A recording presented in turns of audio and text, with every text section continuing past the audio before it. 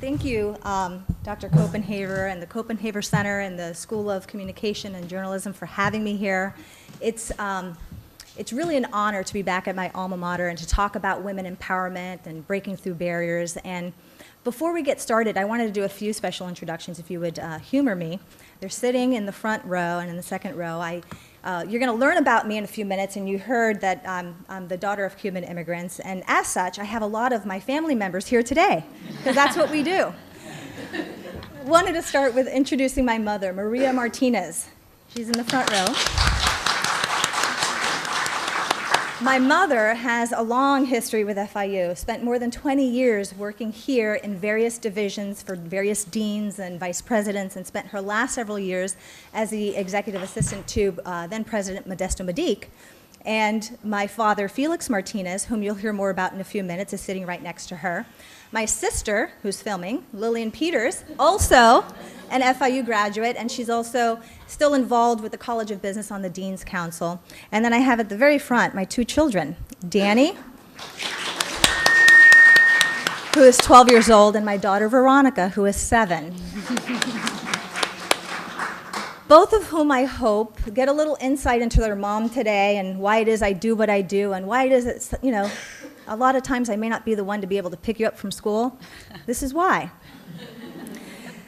So it's startling to learn through some of the research that the Kopenhaver Center has done that women are 3 times less likely than men to hold top positions in communication, and that we're more likely than men to earn less for similar positions.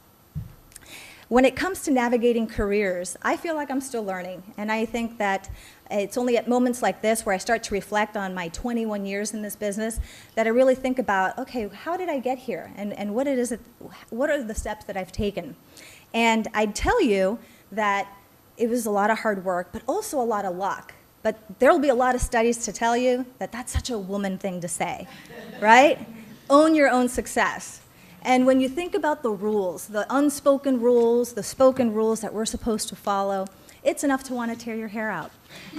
If I think about it, I alternately in my career have been told to cowboy up. I've also been told to don't act as though you think you're the smartest person in the room.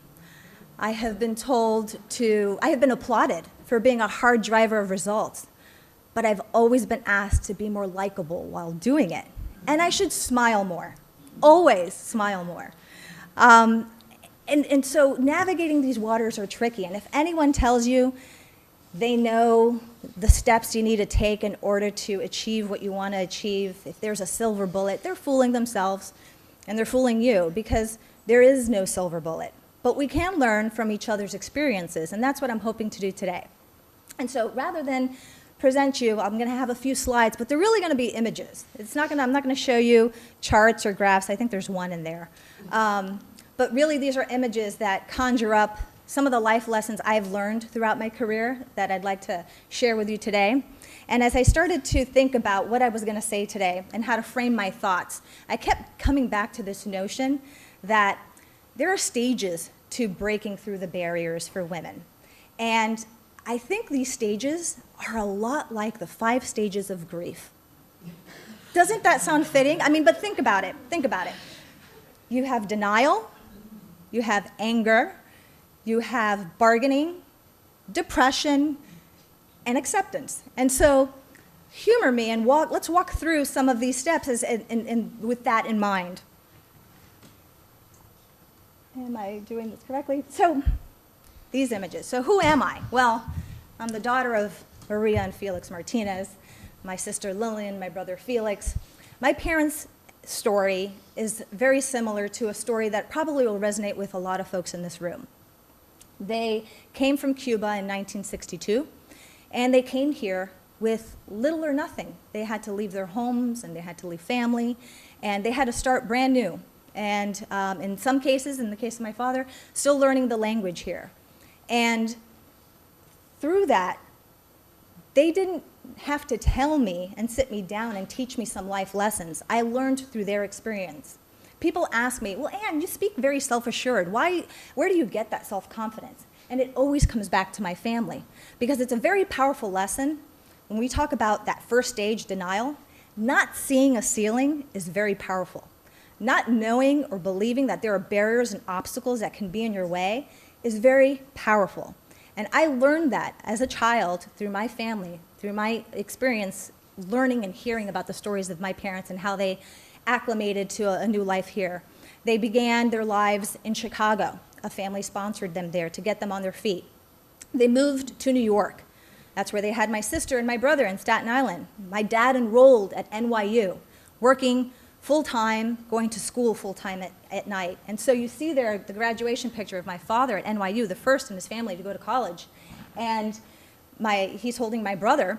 And I've always heard my father say, you know, those first years of Felix's life, I didn't really see him that much because I was working all day and I was going to school at night, and my mom was there to support him every step of the way.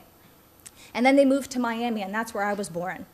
And there was an upward mobility in our family, but there was always this understanding that no matter how tough it gets, even if you get pushed down, even if someone tells you you can't do something, there's always a way. As my mom has always said, there's a solution for everything. And so I think about the early parts of my career. I started at the Miami Herald soon after I graduated at FIU.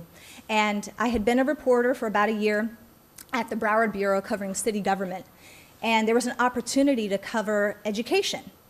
And I really was interested in education. In fact, I had previously wanted to become a teacher because I thought a teacher plays such an important role in the lives of our children. They can make or break your spirit. They can build you up or break you down. And I thought it was a very important beat. And I remember, just a year out of college, going to breakfast, and I asked him to breakfast, the managing editor, Larry Olmsted at the time, who's a good friend today, and I told him why I wanted this job. And I told him I was ready to do it. And you know, one day I want to run my own newsroom. And I got to say, he was probably taken aback by the thread of our conversation. And it's not as though I always thought I knew more than anybody else, but I knew I always wanted to be part of the conversation. And I knew you had to raise your hand and that people weren't necessarily going to tap you on the shoulder. That's something that, frankly, I really had to learn over and over again because I thought, oh, hard work just gets you where you want to go. And that's just not the case. And so that source of confidence, I suggest to all of you, find your source of confidence. For me, it's my family. Find that source of confidence and hold on to it as if your career depends on it, because in many ways, it does. So going on to the next stage, anger. Now you're going to wonder, well, why does she have a nice, cute picture of her family up for the stage about anger? Well, early in my career, and throughout my career, I was always told I can't have that and be at the top. You got to pick. It's that or being at the top. And I was getting those messages just in general throughout our society, through our networks, and I also didn't necessarily have a whole lot of role models. There were certainly more female leaders in our newsrooms, but the ones that I saw at the top didn't always necessarily have a family, and they weren't always a mom and juggling the demands of being a mom and being juggling your career. And I didn't want to have to make that choice. And I think that it's a different experience for everyone, and I certainly don't have it all figured out. My children know that there are many days where I can be a better mother. And I'm sure at the office, I feel there are many, well, there's nods. And at the office, there are days where I feel like I need to be able to do more. But you know, that juggle and that struggle, that's okay. And that's something that I encourage you to not listen to those negative voices that say you can't, because you may not be able to figure it out right away. You may be I'm still figuring it out today. But taking those little steps really make all the difference. And I do think that with every new generation, hopefully it's going to become easier and easier for the generations, but I don't think we talk about it enough. So even though it might be different today than it certainly was 20 years ago, than it was 40 years ago, I think it's venues like this where we can talk about it, where I think it's really helpful, because I still get calls from people who are either coming up early in their careers or are still learning to navigate and are seeking advice. Well, how did you do it? And again, there's no silver bullet. It's just making that commitment that I'd like to take a risk. And those calculated risks are important. So I didn't get that job. that job that I wanted, that education reporter job at the Miami Herald, didn't get it. And it's a good thing I didn't get it, because that propelled me to take a job as an education reporter at the San Jose Mercury News. And I moved across the country. I was at the Herald for about 2.5 years before I moved on. And moving across the country to a new place, to a new newsroom, and starting from zero was really the single most important decision I made in my career. And not because it led to a lot of success, and not because it led to a lot of money, but because it was that first giant leap I took that paid off. And it showed me you can take a risk, and you can figure things out, and you can start to believe in yourself. And all of that starts to build that foundation that I think will propel you throughout your career. And I will say that the anger part, balancing work-life, certainly that made me want to drive and made me want to work harder. But there's also moments where you don't get what you want. I didn't get that job. There are promotions I wanted and I didn't get. There were, increases in my salary I wanted that I didn't get. And I was told sometimes. I remember sitting down at lunch with my supervisor one time when I was pregnant with my son, and I was looking to take the next step in my career. I wanted to run my own department. I had been an editor and I wanted to run my own department. And I was encouraged then. The advice I was given was, it may not be a great idea to take on being a department head while balancing the juggles, balancing the demands of being a new mom. That's probably too much. And I believe that advice was given to me with every intent of being helpful. I also believe that advice would not have been given to a man who was about to be a new dad. And it's moments like those where you need to take it, listen to it, and then process it in your own way and make the decision that's best for you. I was also told one time when I was up for a job that if I were a betting man, that other guy will get the job. That one I did get. So these moments, take those moments. There's nothing more motivating for me, and I'm sure for many of you.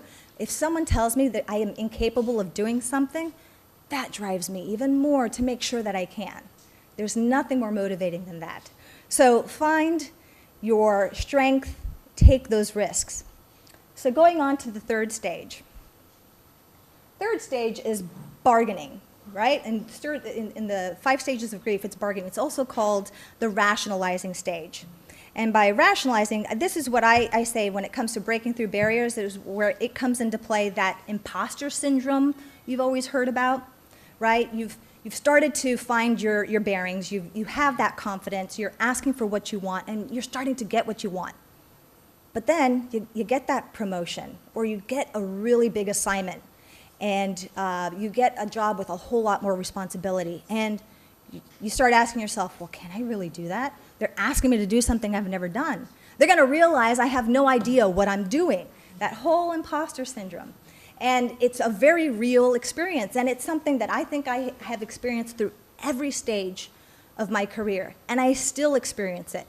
When I moved into digital, I had grown up through the print ranks. I had been a Metro reporter, an assistant city editor, I'd been the race and demographics team editor, I'd even been the Sunday features editor and the business editor.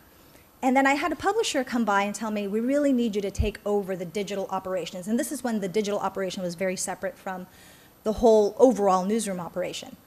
And I said, well, I don't know anything about digital. How am I going to, I don't know that. And I even wanted assurances that if I failed, I can come back and do my job, because I wasn't sure I could do it. And working through those fears, I'm so glad I took that job, because had I not taken that opportunity, I wouldn't be in the job I am today.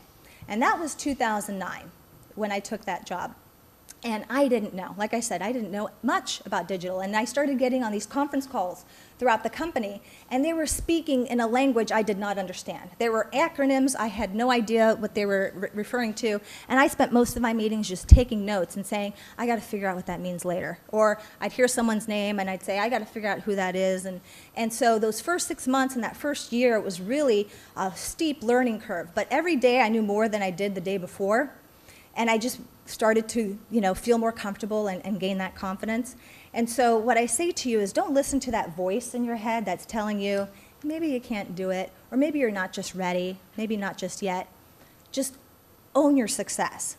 And so now you're probably wondering, why do I have the photo of our Pulitzer win up here for this stage? Well, I'm very proud of this. This is a very happy moment, as you can see. I've got my mouth open. It looks like a football game. But I got to tell you, sometimes this photo, it's always made me cringe a little bit too. And why? Why do you ask? Well, I've found that there's two camps of managers, of editors, if you will. Some who, are very happy to be micromanaging a project and putting their fingerprints all over it and, spelling out the role that they played in the project. And then there's others, and I've always been in the other camp, which is I think a good manager, I think an editor really should be behind the scenes. They should be coaching. They should be helping those who are at the front lines, making their jobs easier, maybe massaging stories. And so I've always been in that camp. And so I feel like here I'm too front and center. It makes me uncomfortable. I should be maybe off to the side. And that's a real feeling that I have. Some people would think that's silly. And I would tell you, I don't know if others would even share that same concern, but the two reporters, Sally Keston and John Maines, and their editor, who's not even in the picture, are the ones who really drove our Speeding Cops series project. But it was a newsroom-wide project. It took a lot of finessing to get that project launched and to get it into the shape that we wanted it to be. But I look at that photo, and that's a real feeling that I have. And so what I say to you is, don't let that voice take over. Don't let that voice rule your world. Don't let it rule your career. It's natural to have it, but learn to ignore it. So next stage, depression. I'll get to the photo in a second. I'm a glass half full kind of person, so I'm not going to call this one depression. I'm going to call it as there's no such thing as a failure stage. And, throughout anyone's career and throughout life, you can't have those highs without having the lows. You are always going to face challenges, and they're going to be real, and they're going to be hard, and you're going to think you can't overcome them. And when I think on my career, there's been plenty of challenges. And I would say just in this last year alone, it was this time last year, where I took on this role. And previously, I'd been the managing editor of the Sun Sentinel and working with the newsroom there. And some of my proudest achievements there was really working to change the culture and make it a more digital culture, which we'll talk a little bit about. But really, working with one newsroom is one challenge. Working with 9 different newsrooms and then trying to figure out in our industry, what is the right model? How do we make money off of our journalism so that we can continue to do great, credible journalism going forward? That's a huge challenge. And it hasn't come without some lows. Does that look familiar? If you've followed the newspaper industry at all in the last year, you'll know that our company was involved in a high-profile potential acquisition by Gannett. And we changed our name, and we were making lots of changes and doing things more quickly than I think had traditionally been the case. And we put together some videos to try to express what we were doing, and you know what? I was part of that video, and it didn't necessarily come off exactly how you wanted it to. Even the best of intentions can sometimes fall flat. So if you're not familiar, I suggest you just Google John Oliver after this session, and you'll see plenty of context for this. I watched every Vine video. I watched this. You know what? It was funny. You got to be able to laugh at yourself. And I'm living proof here today that I'm actually not a robot, and I can speak without lacing my words with jargon. But what you don't know is that while this happened, we also were able to accomplish this in our company. And I'm just showing you the LA Times chart, but video became a very important part of our strategy last year in video storytelling. And for years, I'd been with this company for 10 years, we weren't able to really move the needle. We did in certain markets. I was able to do that at the Sun Sentinel. We were able to really make video a priority. But as a company, we hadn't. And in the last 6-7 months, we really made that change. And changing the culture, I mean, that's a great chart right there. It's off the charts. And that's something that I think you got to just remember. With the highs will come the lows. And you just got to work through them. And as my very smart mom would say, there's a solution for everything. Maybe the first solution is not the best one, but you work towards the right solution. And so when I think about the final stage, which is acceptance, so acceptance. So what does it mean? What does it look like to have more women in positions of power, in positions of authority, making decisions in communication? Well, I would say it could look like this for me. I'm really, really happy with these photos. This was during my time at the Sun Sentinel. And that's me holding her baby. Sarah, who was our video director at the time, had just come back from maternity leave with her third child, and she's holding a meeting. She's talking to the sports staff. You can see they're all men, and she's directing the meeting. And I told her and encouraged her to bring her child because she was still making her way back and forth. And I'd hold her baby sometimes in the meeting. And you know, when I look at these images, this is the kind of place I want to work for. This is the kind of place that I think when you have women in the position to be able to make decisions, they may make decisions that look like this, and it may look different for another woman. I remember the first meeting she had. It was probably a good month where, you know, Maddie, her name is Madeline, the baby, made an appearance in our newsroom pretty regularly. And Sarah was so concerned. We had a big meeting, myself and the editor-in-chief and her needed to talk through our entries for the Emmy Awards.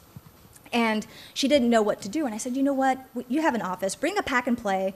You can have the baby nap there, and we'll have the meeting. And the meeting went on for 90 minutes. And at certain points, I'm holding the baby, she's holding the baby, and we get through our meeting. And you know what? Howard, editor-in-chief, he was totally fine with it. He was okay. I was okay with it. Sarah was okay. And that's what we need to encourage each other to do. You know, when I talk about the culture change at the Sun Sentinel, it was also about changing from print mentality to digital, and we made a lot of changes there. But part of the driving force for me to really push that change was I really wanted to improve the morale of the newsroom. We had people who were working from, you know, very early in the morning till very late at night, because in the digital world, you got to get up early, but then in the print world, you're still putting things to bed very late at night. And it just wasn't sustainable. You couldn't have people, you know, working that long and answering questions at all hours of the night. And so changing that culture was really important to me. And so what I say to you in my last thoughts, you know, own your space in this world and make it better, not just for women, but for men and people for all walks of life, because we need you and we need more of you. Thank you.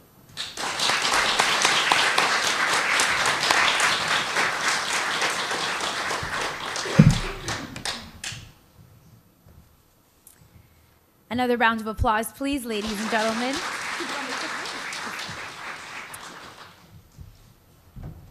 Wow. You know, listening to you speak, and I don't know if the females here, and maybe the men, but the females especially can identify, you were saying so many things that I've thought, that I've wondered if others have thought, that maybe I've had in personal conversations with other females in the business, but the courage to come up here and kind of paint that out and share your personal perspective. Thank you so much. And I think that it's really an important conversation. You know, we touched on a lot of things. Women, obviously, unlike men, most of us have some sort of a biological clock. I've heard that silent tick for the last couple years, you know. Women, sometimes they say, you know, we're more sensitive, we're more sentimental. So sometimes changing, I mean, I've certainly moved from market to market, and sometimes that hurts a little more, or is perceived to. And sometimes women, you know, we're stronger than our male colleagues, but people underestimate us. So I think definitely a lot of perspective and very heartfelt keynote address this morning. Thank you. We're going to move on now to our morning panel. So what we'll do first is we're going to introduce the players in the panel. Oh, pardon me. Yes. Any questions first? Mm-hmm. There's a microphone over here for anyone who'd like to ask any questions.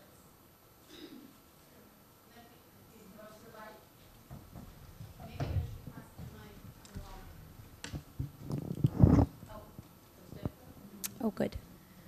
So maybe you can say your name and introduce yourself. Yes, my name is April Klimley. I am actually a working journalist, and I belong to the Association of Women in Communications. We've come down here from Boca for this conference. Anyway, my question was, when you saw those numbers go up over the last year, was it really due to, could you in any way determine whether it was due to what you did in each market, or whether or not it had to do with the news cycle, which within the last year, online, digitally, was tremendously powerful because of the election? Is this working? Well, first what I'll say is it certainly wasn't only me. These those numbers moved because of the hard work of all of our newsrooms. No? Try this one. Oh, thank you. I would say that it was certainly through the hard work of all the newsrooms. But no, when you grow year over year almost 500%, that's not a news cycle. That's really a change in culture, and I think you would probably have a lot of folks in the newsrooms who would agree with that. And when I say change in culture, it was let's prioritize video. And it's not just any kind of video, it's prioritize relevant video storytelling and tell that with the story. It's not either or. It's not video storytelling at the expense of the written word. So I think it was made part of the conversation much sooner in the ideation of stories. It was, you know, about accountability and making sure you're asking about that every day, day in and day out. It was experimenting with different types of programming, you know, experimenting with how do you program video on the page? Do you autoplay it? Do you not? It was creating a small team that played air traffic control with all the markets so that they were constantly looking and working with the markets. Hey, here's an opportunity that is a story that's doing very well but doesn't have video. Can we help you? How can we do that? You know, this video team also helped on those national stories where you don't want 9 markets creating the same video. If Mary Tyler Moore dies, for example, you don't want 9 different markets creating the same video. And so sharing best practices and sharing the work with one another. So I really do think that's what it was. And you know, I've been with the company now 11 years. We've tried to grow video views before. We've never seen that kind of growth. Okay. Oh. Well, we got a special little question here in the audience. Come on, little miss. You need to take the microphone. So tell us your name. I'm Veronica. How old are you, Veronica? I'm 7. I mean, this lady's your mom. All right, for the newcomers, this is her mom. Okay, so tell us your question. Were you happy when you saw the chart go up? Oh, I was very happy. In fact, every month that would go by, I would be looking at those numbers like a hawk. And when I saw those numbers go up, I would be ecstatic because that was a result of a lot of hard work from a lot of people. But not as happy as when I saw you graduate kindergarten and preschool. So, Veronica, I have a question for you. What is it like to see Mommy up here talking about all these things? It's like How do you feel? Is it a good feeling?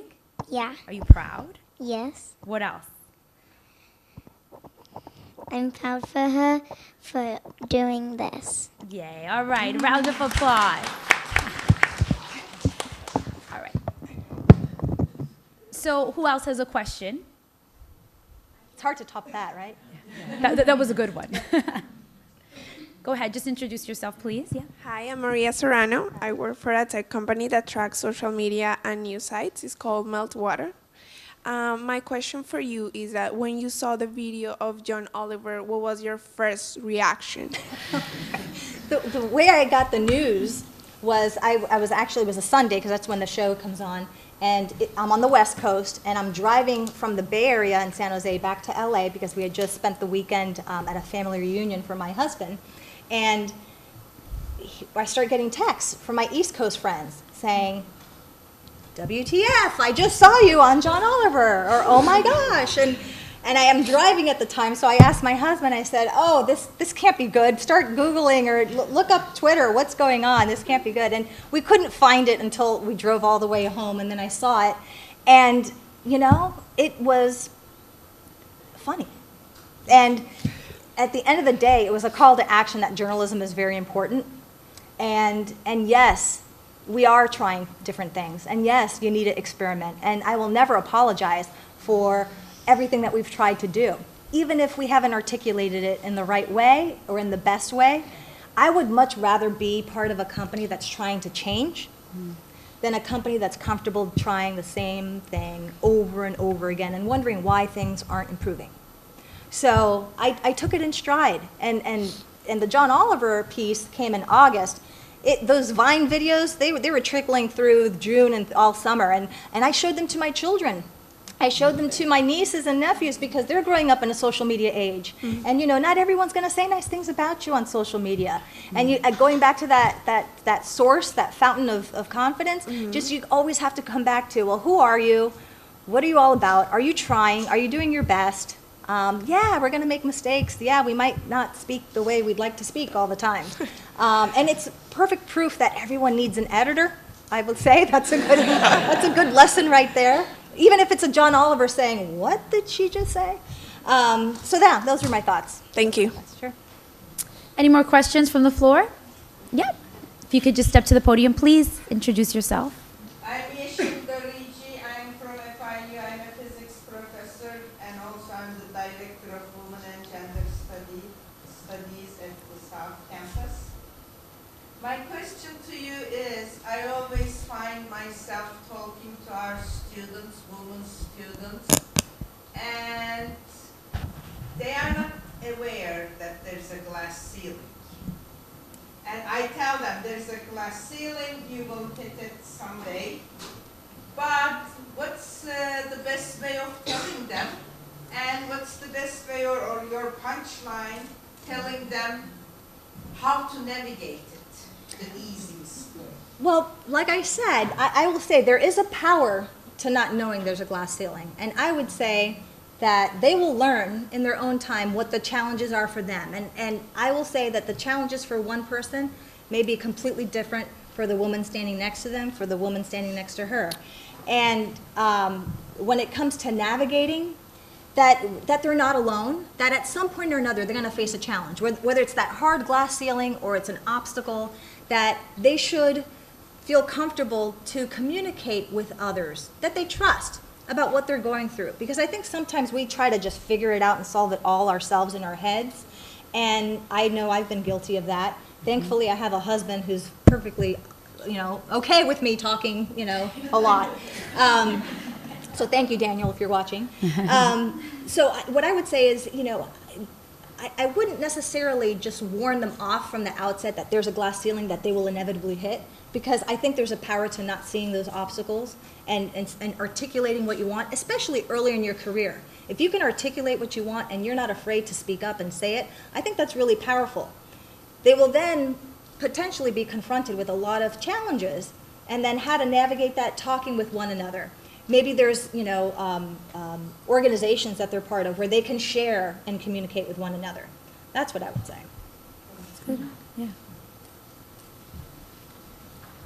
Good morning. My name is Maria Sanchez. I'm an alum from 2009 and currently work at Kellogg School of Management. My question is, you've been in your company for 11 years, Yes. and through that you've had challenges where you did not get the promotion that you seek. I find that these days millennials tend to jump from one company to another or one opportunity to another. What has given you that grit, that resilience to stick the course for as long as you have so that you've been able to achieve those?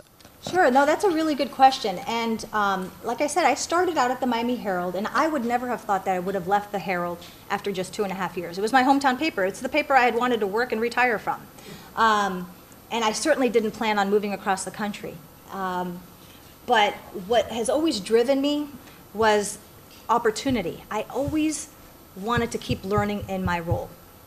And usually, every 2, 3, sometimes 4 max years, I get that itch where I feel like, okay, I've been doing this, I get this. What's the next challenge? I love to learn, and I love a challenge. And so whenever I hit that point, I start thinking, well, what is that next challenge? And I've been very fortunate to have found a lot of challenges over the last 11 years within the same company. So I started out when I came back to South Florida, it was in 2006, I was the deputy business editor. But within a year or so, I was the business editor, and I then started running a department, and in the area that I had really no experience in previously. So I was coming at it with a fresh set of eyes, and it was a brand new challenge. And I did that for about 3 years before they came asking about digital. And it was a great time for them to come asking, because while it was scary, I was getting that itch. And then I moved on to digital, and that was a wonderful challenge.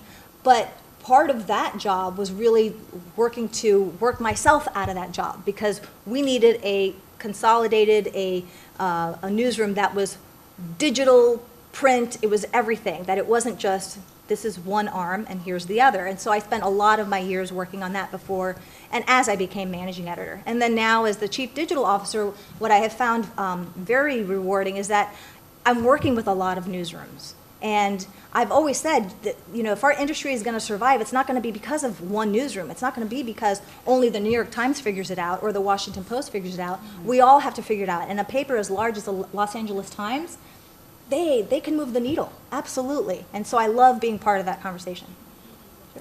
Can you talk a little bit about being here at FIU as a student and then coming back and what it means to you, and also what was kind of born here inside of you that has grown and maybe remains? Can you touch on that a little bit? Sure. So when I was here at FIU, I didn't know I wanted to go into journalism. I'm one of those students who started my freshman year at college thinking maybe I wanted to be a teacher. I'm not sure. I knew I wanted to have a family, but I didn't really know. And so it was not until the end of my freshman year that I just on a whim, started writing for The Beacon, which was a student paper here at FIU, which I heard recently got renamed, but I'm still calling it The Beacon. And it was through that I really learned to love telling stories and telling the stories of our time. And telling the stories of our time through, you know, accuracy and reflecting the voices that all should be reflected, and uncovering wrongs and righting wrongs. I started to really enjoy that. And so I eventually became the editor of The Beacon. And funny story, the summer of my junior year to senior year, I got an internship at the Boston Globe. And this was one of those great experiences where the Boston Globe had a great internship, and I'm sure they still do. And it was, if you got that internship, man, that was something to really add onto your resume. And I remember my first day of that internship, the head of Metro was looking at the 5 Metro interns, because back then they had 5 summer interns just devoted to Metro. And he looked at my resume and he says, you don't have any daily experience. Everyone else had a previous daily internship except me. And so rather than think, well, yeah, it's because I'm special and I earned it, I thought, oh my gosh, am I going to be able to do this? What is this going to be for me? Am I going to fail? And I remember my first assignment that day, I was frozen. I went to cover a speech. Ted Kennedy was speaking. I had to cover the speech, go back and write a very straightforward story. And I sat in front of the terminal and I just froze. And I started getting hot. And I thought, oh my gosh. So I went to the ladies' room and I put myself in a stall and I had to get my act together, because I told myself, if this is what it's going to be like from this day forward in this career, boy, I'm glad I learned now that I don't want to do it. Either that or, you know, just go out there and get it done and you'll figure it out. And that's what I did. And I'm sure I didn't write the best story, but it got much better. So FIU was a great foundation, especially working for the student paper and making those day-to-day decisions of how do we cover something, what do we cover. And back then, there was no digital operation to The Beacon. It was all about the print edition, and we were only a staff of 3 when we started that semester that I was an editor, and we had to build up our staff. And you had to still print out the pages and wax them and take the pages to the printer in downtown Miami and not the best of neighborhoods. And I'd be getting home at 1 o'clock in the morning, and my parents were wondering, well, what are you doing? So those are very fond memories of FIU, and there were great professors here in the college, in the School of Journalism, that I'm still in touch with today. That, you know, makes being an FIU grad a very special thing for me. Any more questions from the floor? Yeah, if you could come, introduce yourself, one at a time. Hi, my name's, I don't know if you can hear me. Sure. My name's Anne Vasquez. I'm actually the general manager of the radio station, so I'm involved with students. Can you guys hear me? Because I can't. No. Got it. Hi.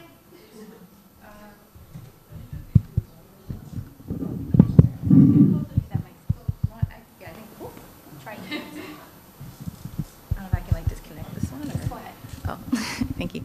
Hi. Hi. Oh, this is better. My name is Erica Santiago. I'm actually involved with student media. I'm the general manager of the Roar. Well, finishing up my time as general manager. I'm about to graduate. And you mentioned, you know, working for the Beacon during your time at FIU, and a huge, like, something interesting that I've noticed a lot with a lot of communications or journalism students is that they don't really see the value of working for their student paper. And not just at FIU, but like, yeah, at any university, you know, they feel like, oh, you know, it's just the student paper. What can it really do? And especially now when every paper encompasses web, radio, and obviously print. So how would you, what is your advice for getting people more motivated in working for their school student media, be it at FIU or anywhere else? Like, how would you instill that value in them, or have them see the value? Well, now you got me on my soapbox, because I got to say, when I was managing editor of the Sun Sentinel, I'd come back to FIU every year to recruit interns for our summer internships, and that would be my first question to everybody. Did you work for the Beacon? Did you work? What did you do? Did you get an internship? I really think the value of the student paper or the student media operation is hugely important, because what you learn in the classroom is something that's going to support what you do on the day-to-day. Making those decisions, whether it's for a student-run paper or a professional publication, those are the kinds of things you need to learn to navigate. And it's not until you start to do that that you don't really get a feel for what is the job really like. And I know I would not have gotten that internship at the Boston Globe had I not worked for my student paper, hands down.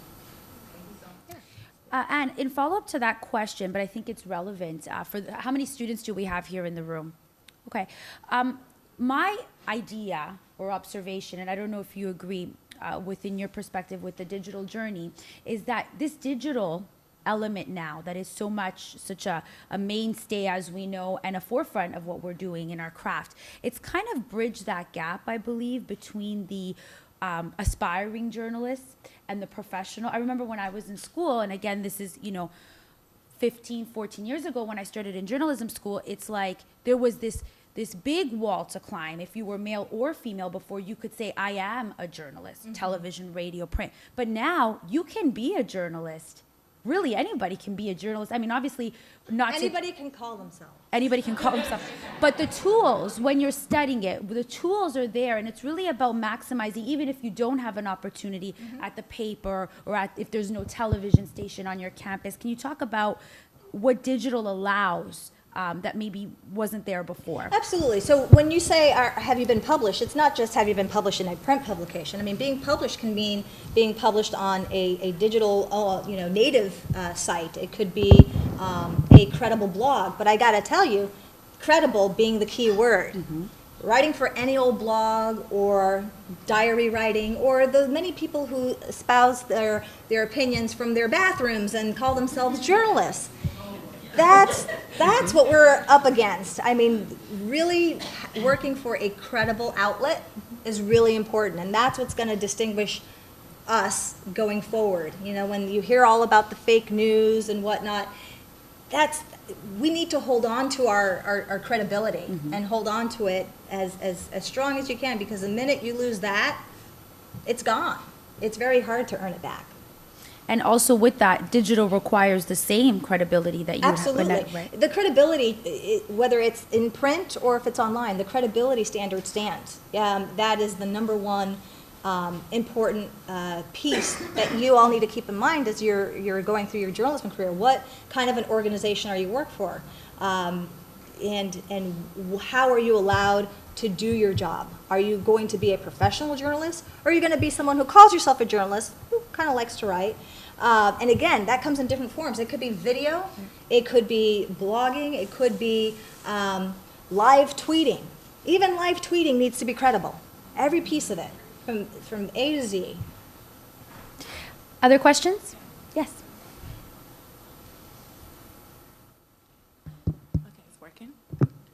Hi, my name is Naeem K. Daniel. I'm the managing editor of South Florida News Service. It's a publication. I'm familiar with it. Okay, great. Yes. My question is that you mentioned that you were extremely nervous when you took on the role of being over the digital aspect of journalism. Can you tell me more about your transition? Like, did you do any self-help courses, or how were you able to be successful in that transition?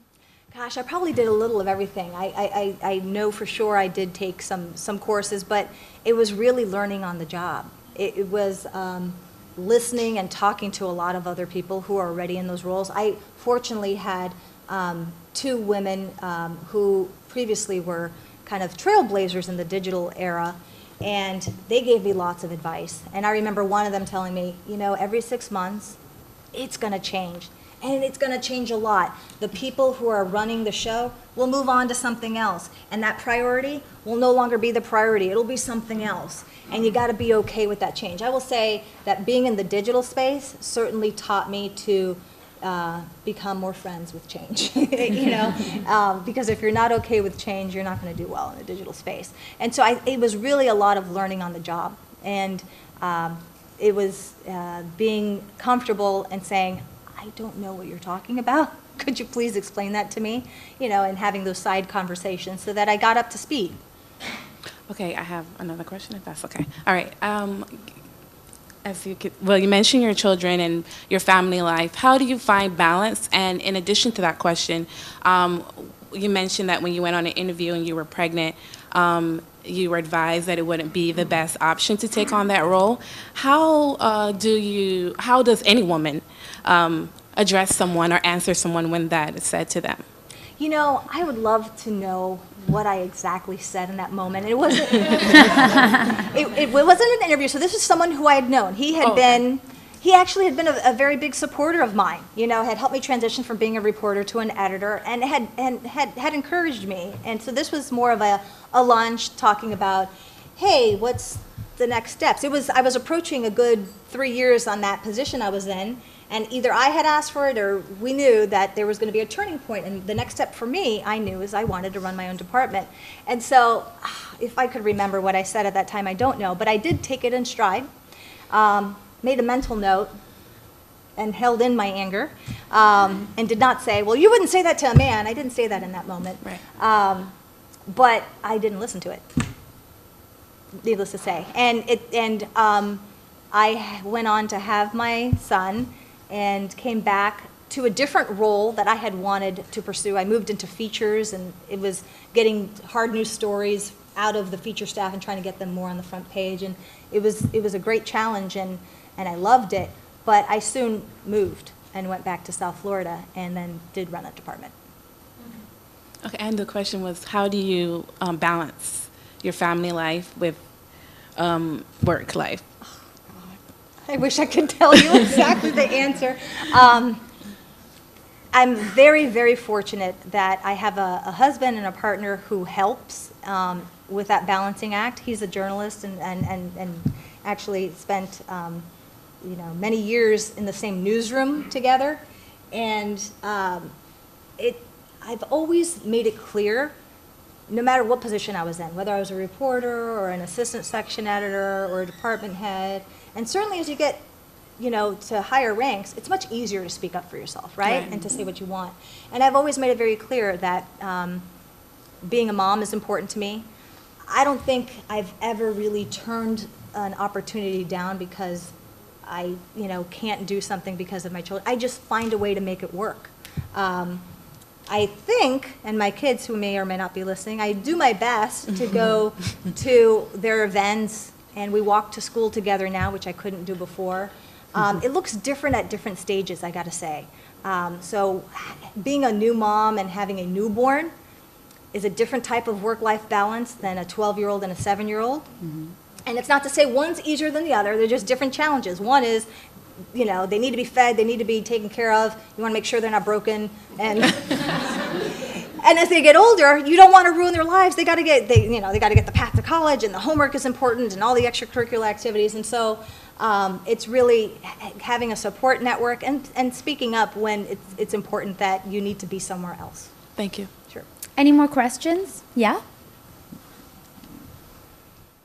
Hi, my name is Jada Hall. I'm currently the sports director for The Beacon, now Panther Press. Panther Press, okay. Yes. I'm still going to call it the Beacon, sorry. So I landed an internship with the Sun Sentinel for the summer. Oh, congratulations. And thank you. And I know that you previously worked there. This is my second internship so far. This semester I interned with PBS for production. But it'll be like my first actual, going into 40 hours a week. I wanted to know, I know you talked about your experience a little bit with the Boston Globe, but what mentality, how should I really go into this? I'm kind of nervous. It's perfectly normal to feel nervous. What I would say is, don't turn away an assignment, even if you think, oh, I'm not sure if that's, something I can really do. come with your own ideas, because there's nothing more rewarding than having your own idea and seeing how that is executed. And they're going to respond to ideas. It may not be that every one of your ideas will be taken, but the fact that you're engaged and that you're thinking about ways to cover a beat, that will go off very well. Okay. Yeah. Okay, thank you. Sure. That's what I have. Any other questions? I'm actually going to pass out the mic to anyone. Question? Yeah. I might not let go of this mic, so. My name is Tanya Schultz. I'm the president of Women in Communications, the Association for Women in Communications South Florida chapter. And I used to come down here and speak for Margot Berman's class. 2009, actually, talked about Twitter and Facebook. One other question I wanted to ask, because we drove here from Boca Raton, actually, our chapter did, because we're trying to revise the FIU chapter. My question is, I've been doing this for 10 years right now as the president of Women in Communication, and I've talked to a lot of students, and the big question with the interns, do they get paid? Should interns get paid? I mean, come on, don't we think we should get paid? Right, okay. So, They do. Okay, but in the past they didn't though, so what are your thoughts on that? Okay, so are they like minimum wage, or they I like think it probably $10 varies an from hour, place or? to place.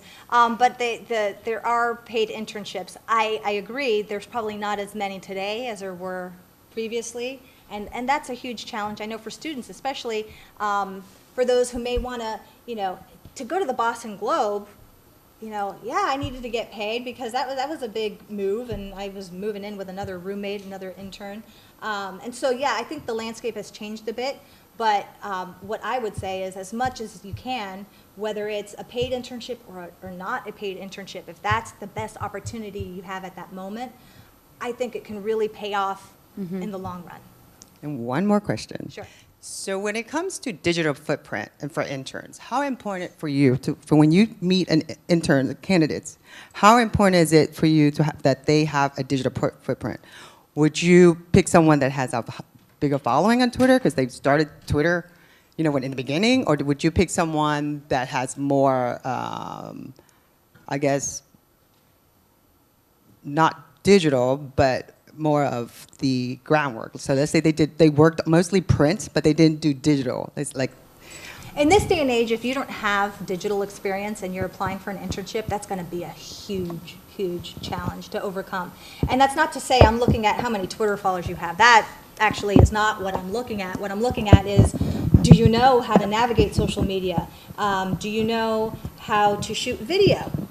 Do you know how to write quickly and turn around a story and iterate? You have you file your first version of the story, and then you can update it as you go along. Do you know how to maintain a blog? Do you know how to live tweet? Those are all important skills to have. But at the end of the day, for any of those skills, if you don't have the foundation of knowing how to write and how to write well and communicate clearly and effectively, if you can't do that in a way that is visible, then that's going to be a huge knock. So just because it's 140 characters doesn't mean quality doesn't matter. It absolutely does. Other questions? Go ahead. Hi, my name is Talia. I'm a fellow at the Kopenhaver Center, and I work at the Sun Sentinel. I remember when I was applying to the Sun Sentinel, it was my first career job, and I was looking at entry-level positions, and it seemed like they were looking for someone that had 10 years worth of experience at these entry-level things, and it was really discouraging. And I know you said to, not look at barriers and not listen to that voice. I remember some of the jobs I wanted to apply to, but I was like, well, I don't necessarily have all of the skill sets that they're looking for, but I do still feel like I could execute this job well. Is it worth applying to these jobs that maybe are saying, this is an entry-level job, but you need at least 5 years of experience? Or am I wasting the recruiter's time and my own time? It's never a waste of time, not for you or for the recruiter, because at the end of the day, you make a connection with someone, and hopefully, regardless of whether you get that job at that moment, you've made a connection with someone, and hopefully you've had a chance to have a conversation about who you are, where you've come, what you're looking to do, and then now you have a way to connect with someone in the future when another opening happens. So I never would say it's a waste of time. Okay, thank you. Ladies and gentlemen, please a big round of applause for Mrs. Anne Vasquez.